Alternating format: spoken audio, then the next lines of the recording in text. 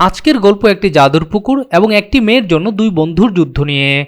দুইজন শিকারী বন্ধু বনের মধ্যে শিয়াল ধরার ফাঁদ পাতে। একটি ধূর্ত শিয়াল সেই ফাঁদের কাছে এসে আপেল খাওয়ার আগেই সব বুঝে ফেলে এবং পালিয়ে যায়। শিকারীরা শিয়ালটিকে ধরতে পারে না। এরপর শিয়ালটিকে একটি জাদুর পুকুরের সামনে দেখা যায়।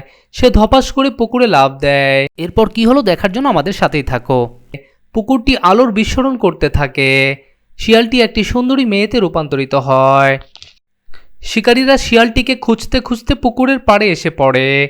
এখানে এসে তারা দেখতে পায় একটি সুন্দরী মেয়ে দাঁড়িয়ে আছে। মেয়েটি তাদের দিকে আসতে থাকে।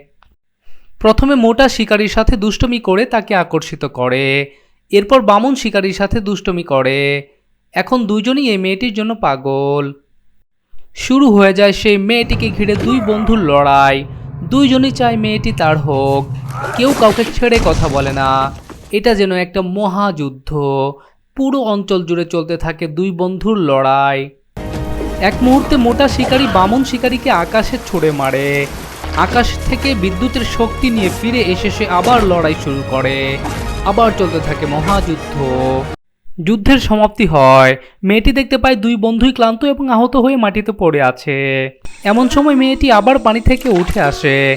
তখন দেখা যায় এটি কোনো মেয়ে নয়, এটি একটি জাদুকর শিয়াল।